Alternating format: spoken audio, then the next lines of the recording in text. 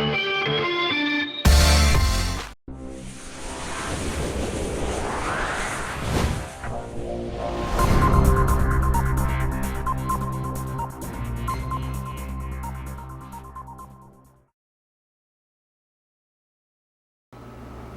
guys, so today I'm going to be installing MTX's component style speakers. What's involved to install these speakers are you're going to have to mount the crossover somewhere, the tweeters up high, and your woofer in the door. Now today I'm going to be working on a 2008 Chevy Silverado. Now there's different options you can do for your crossovers for your tweets. So this door panel's going to have to come off. Now I could drill a hole and put the tweeters up in here, but there's actually a factory location right in here in the A-pillar, so we're going to be using that today. So the only hard part about this is, besides mounting the crossover somewhere in the door, I will have to run a wire through the boot and up to the tweeter inside the cab. So now that I got the door panel off, I really want to start assessing how I'm going to install this. So looking at the speaker, it's not a perfect circle, it goes bigger, so we have to take this off and we have to assess it. We might have to make a plate of some sort. And also when you're mounting your crossover, you want to make sure that the door panel will go back on properly. So the nice thing about this vapor barrier, also you want to mount your crossover on the other side of the vapor barrier so it doesn't get that much moisture. You can see all these parts on the vapor barrier that are sticking out. This actually goes flush up against the door panel. So I know that I got some clearance here if I were to cut this out, and there's some clearance over here. This part's all flat because there's a pocket, so I cannot put the crossover here. So most likely I'm going to put it over here or over here. Now when you get your stock speaker off, it's going to use a plug like this. I've gone ahead and cut it because I always put all my own connectors on afterwards. Typically in every vehicle though, these wires will be different colors in each door, so it's hard to tell which one's positive and negative. If you go to the video right here, I actually show you how to test for polarity. So I've gone ahead and tested my crossover. Luckily there's a big piece of metal behind here, so I've mounted it with 3 screws. It's more than enough to hold it, it's not going to go anywhere.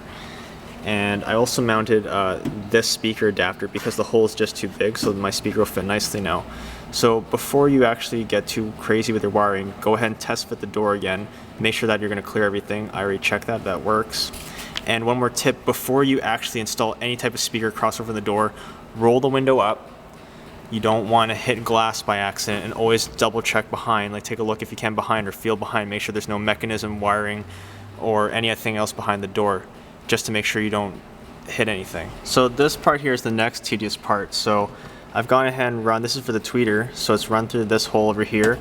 I'm just showing you over here where the wire's coming through. It's actually going to come down and get zap strapped to all the factory stuff because we know the factory stuff's run well. And then it's run inside the boot over here. It's coming out here. On the other side of the boot, it's going to run into the body and up to the A-pillar. Okay, another thing I want to note on your crossover is you have your input and you have your woofer. Both are labeled positive and negative. That's pretty straightforward. Over here you'll see on your tweeter you have a negative, a positive, and a -3 dB. Don't get confused that this -3 dB is a negative input. It's actually positive. What it's saying is you're actually going to reduce the sound by 3 decibels. So if you want it really bright, go ahead and put in this positive one. I usually don't. These things are pretty bright as they are, so I usually just go ahead and put in the -3 dB setting. So now I'm just finishing up the door. So you have a positive and a negative connector here, which I like to use. That way if you were to take it out, you can't get it wrong after. And then you can see there's a positive and negative terminal on there. One's larger than the other. The larger one's the positive. And once you got the speaker where you want it, just go ahead and secure it. So for the tweeters, I got the stock ones out. So they're sitting right here, and now I got to put this one in. Since the factory cover is much larger than this tweeter, I can't use the trim pieces that came with this to make this look good. So I've already gone ahead and taken out the factory tweeter, and what I'm going to do is I'm just going to go ahead and glue it in here, and that way it's nice and secure. So I've gone ahead and hot glued it on. It's pretty liberal how I applied it, but it's not going to really go anywhere. It is technically reversible. You could take your time and pry this out. This isn't the most preferred way of actually putting this in, but it's not the most permanent way either, and you're not damaging the other side of the panel. So it all looks factory, and you can actually take this out if you really had to. So before I actually button up the A-pillar, I'm going to show you I've actually strung a new wire up to the dash, secured it all down low, and hooked it up to my tweeter up here in the A-pillar. So now we can go ahead and button it all back up. And for your final step, you just go ahead and put your A-pillar back in. Now, a few of you might be wondering why I didn't put the tweeter in the door, because it's going to be facing you, and if you actually look at this position, the tweeter is actually facing pretty much away from you.